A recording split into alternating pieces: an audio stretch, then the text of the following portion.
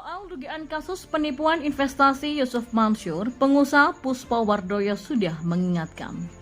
Oleh karena itu kami himbau kepada seluruh masyarakat untuk bisa lebih arif dan bijaksana, serta jangan lupa kita cross-check untuk bisa mendapatkan berita yang paling benar.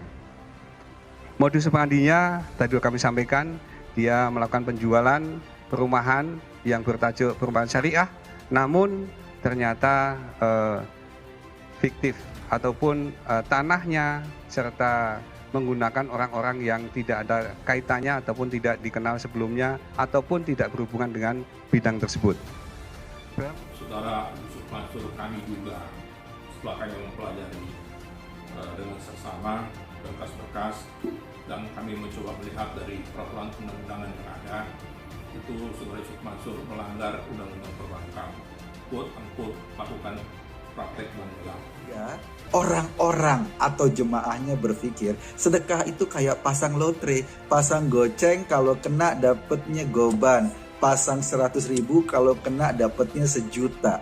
Ujung-ujungnya ketika ada orang sedekah, dan biasanya sedekahnya lewat ustadznya, lewat Yusuf Mansur, dan dia berharap seperti dapat lotre tapi nggak dapat, akhirnya orang kecewa sama Ustadz Yusuf Mansur. Kenapa? Sosok ini penuh dengan kontroversi. Yusuf Mansur kembali berulah. Dia membuat suatu ajaran, ya, saya tidak yakin ini ajaran dari agama Islam. Pemaksaan untuk bersedekah dengan logika yang sangat menyesatkan. Bayangkan, dia bilang, kalau kamu sedekah motor, kamu pulang pasti dapat mobil Avanza. Logika ini kan penyesatan gitu.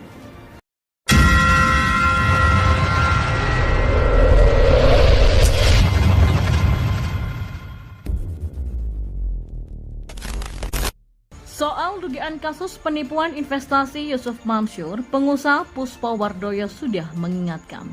Ustadz Yusuf Mansur terseret kasus dugaan penipuan program investasi pembangunan hotel dan apartemen di kawasan Tangerang. Sejumlah investor dikabarkan telah melaporkan Yusuf Mansur ke Pengadilan Negeri Tangerang. Terkait dengan hal itu, pengusaha nasional Puspawardoyo pun angkat bicara.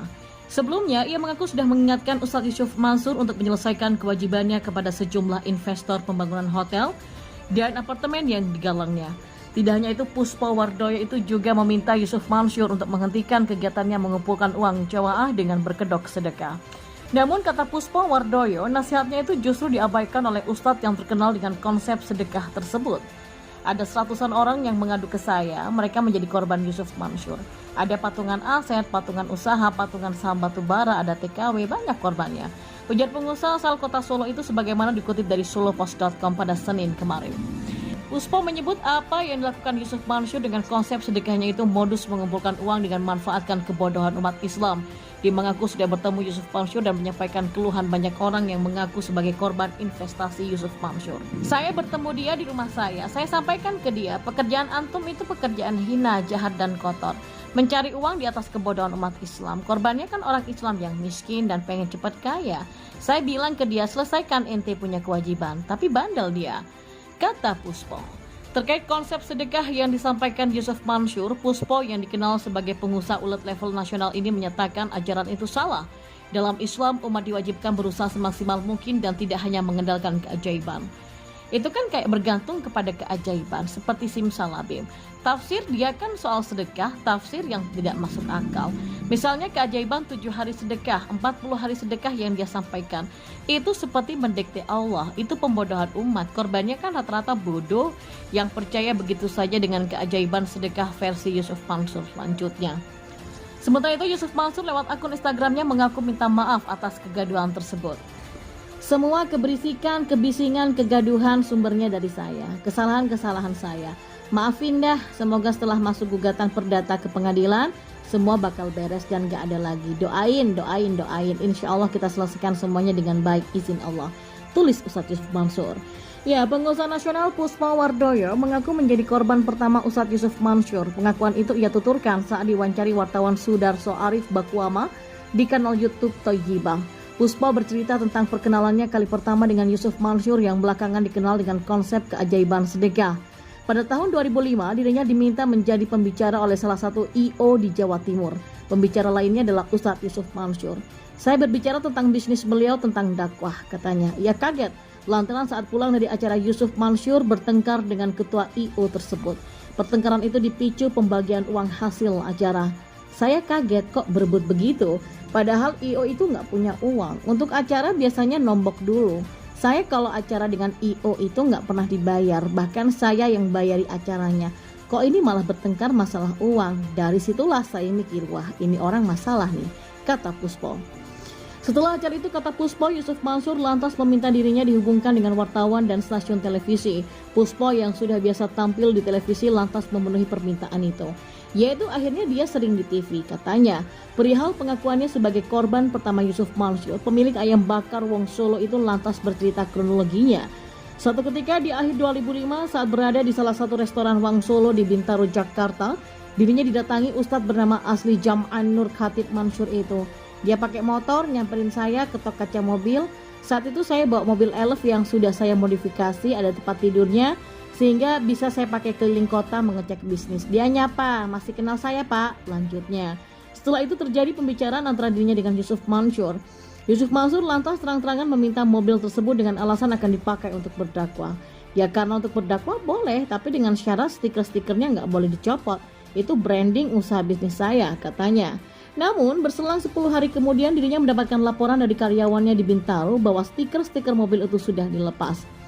Saya bilang, wah nggak bisa itu. Lalu saya minta karyawan untuk mengirimkan lagi stiker agar dipasang, tapi tidak dipasang.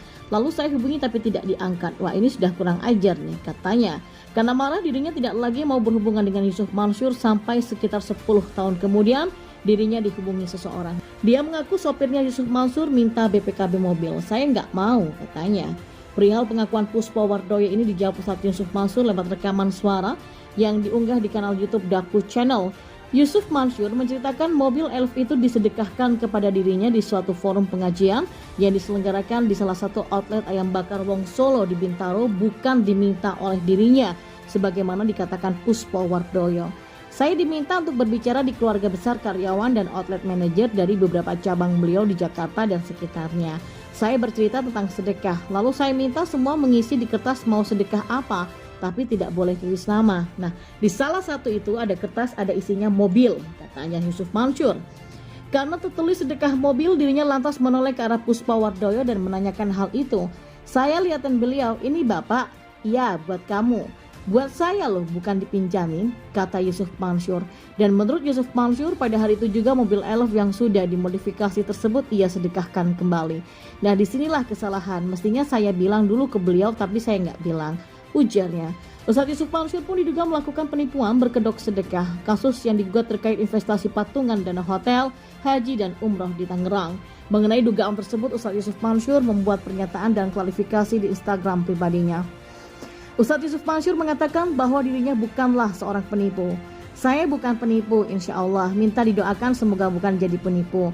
Apa yang jadi persoalan akan diselesaikan, ujarnya. Terkait soal pengadilan, Ustadz Yusuf Mansur mengatakan bahwa dirinya siap menghadapi. Tanggung jawab dan segala hal terkait Ustadz Yusuf Mansur menyatakan akan menyelesaikan semuanya. Sebenarnya, Ustadz Yusuf Mansur memiliki dan menyimpan data dengan baik. Hal itu akan diungkapkan kepada pihak yang berwajib. Data semua ada, tapi saya tidak berkenan memberikan kepada siapa-siapa, di pengadilan atau kepolisian saja. Sisanya memang menunggu pungkasnya. Dan mengutip dari berita Solo Raya dari kanal YouTube Suara Politik, Ustadz Yusuf Mansur beranggapan investasi yang dilakukan untuk Gerakan Persatuan Ekonomi Umat. Namun usaha sempat berhenti karena terbentur regulasi Otoritas Keuangan atau OJK. Nilai gugatan diperkirakan mencapai 785,6 juta rupiah. Sementara itu rencana sidak perdana digelar 6 Januari 2022. Dalam klasifikasi lainnya, Ustadz Yusuf Mansur mengatakan bahwa dirinya tidak kemana-mana. Jika memang menipu, maka Ustadz Yusuf Mansur mengatakan tidak akan muncul. Lagian saya nggak kemana-mana, rumah saya jelas, saya masih di TV, sosmed saya masih aktif, Instagram saya. Kalau memang menipu, nggak muncul lah, ngapain nongol. Kalau ustadznya salah ya didoain, dibenerin. Kalau dibenerin bukan begini caranya, kata Yusuf Mansur. Namun kata Puspa Wardoyo, nasihatnya itu justru diabaikan oleh ustadz yang terkenal dengan konsep sedekah tersebut. Ada seratusan orang yang mengadu ke saya, mereka menjadi korban Yusuf Mansur. Ada patungan aset, patungan usaha, patungan saham batubara, ada TKW, banyak korbannya. Ujar pengusaha asal kota Solo itu sebagaimana dikutip dari solopost.com pada Senin kemarin.